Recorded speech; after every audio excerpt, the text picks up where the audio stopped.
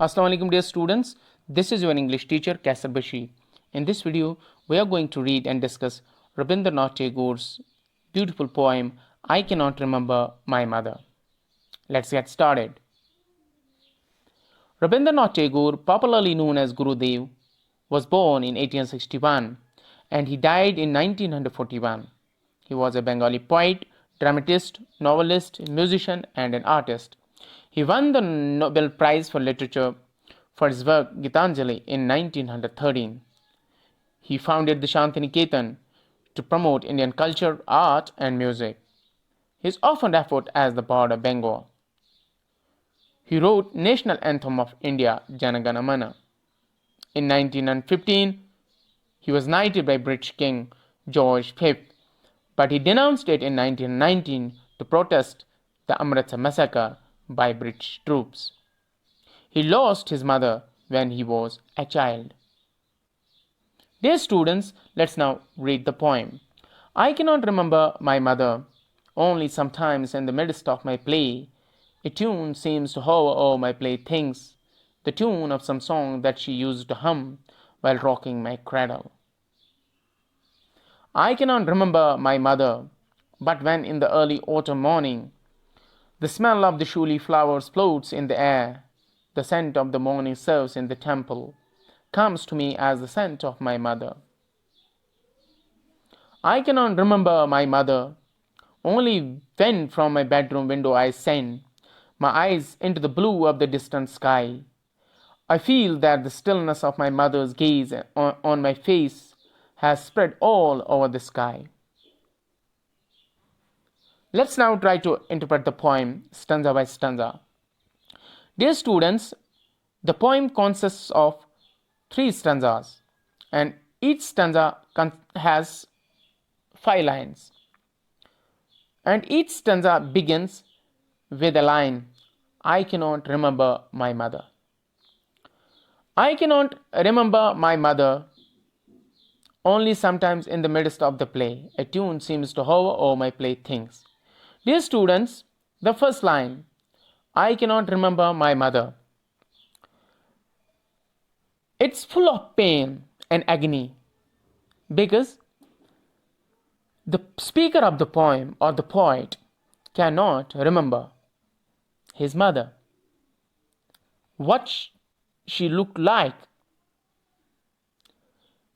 or it gives us the notion that the poet's mother has died when he was in infancy. But when he says, only sometimes in the midst of my play, a tune seems to hover over my playthings, the tune of some song that she used to hum while rocking my cradle, it gives us the idea that there are certain things which the poet associates with her mother, which remind him of her. And the first thing which is evident in this stanza, in the first stanza, that reminds the poet about her mother is the tune of a song that she used to hum, she used to sing while rocking his cradle. And he is reminded of it when he sees his playthings, his toys. I cannot remember my mother, but when in the early autumn morning the smell of the shuli flowers floats in the air, the scent of the morning service in the temple comes to me as the scent of my mother. Dear students, in the second stanza, again the poet says, I cannot remember my mother. And then he talks about the scent of shuli flowers that brings his mother to his mind. Here we get the idea that probably his mother may have worn them in her hair or plucked them to offer in the temple. Dear students, as we move ahead, reading the stanza line by line, the poet says that the smell of the incense sticks that comes from the temple also remind him of his mother, who may have burned them while playing. Here the poet tells us that his mother was a religious and pious woman. I cannot remember my mother, only when from my bedroom window I send my eyes into the blue of the distant sky. I feel that the stillness of my mother's gaze on my face has spread all over the sky. In the third stanza, the poet also repeats the line, I cannot remember my mother. However, the poet says that he feels closest to his mother when he sits in his bedroom by a window and looks up the sky and feels as if his mother was gazing down from the heavens, keeping a lovely watch on him.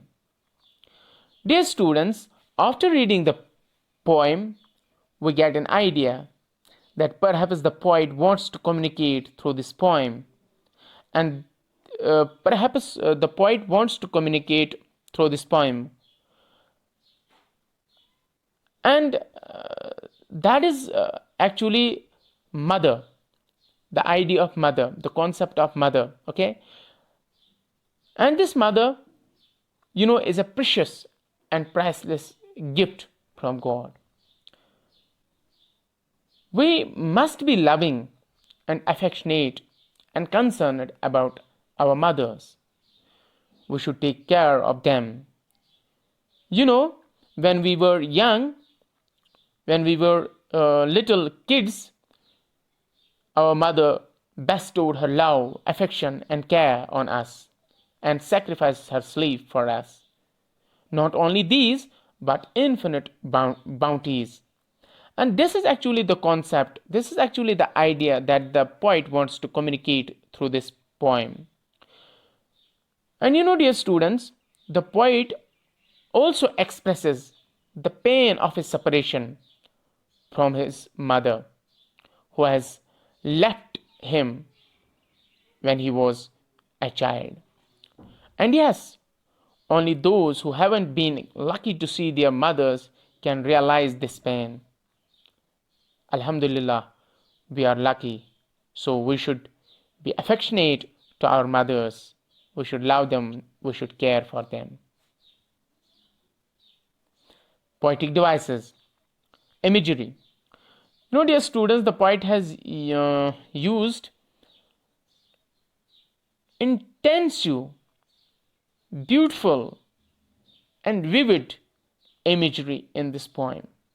So what's imagery? Use of visually descriptive or figurative language to represent objects, actions, or ideas in such a way that it appeals to our senses. In this poem, the poet has used the following images. The first one is visual image, next is oral, and the third is olfactory. What is visual?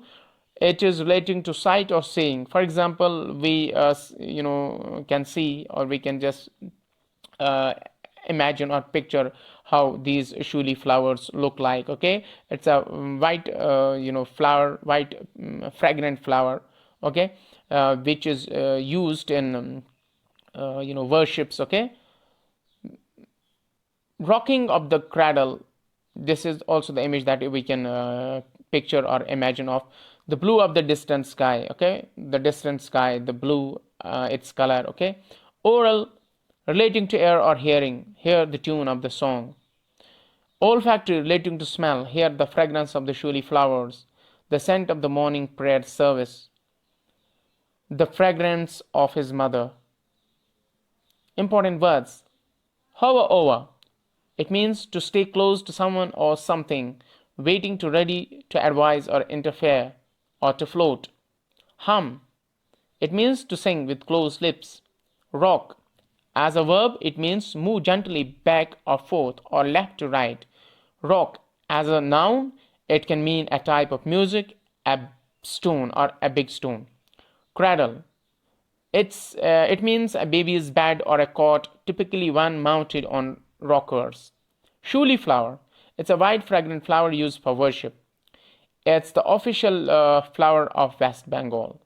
Distant, it means far away, remote. Stillness, it means the absence of movement or sound.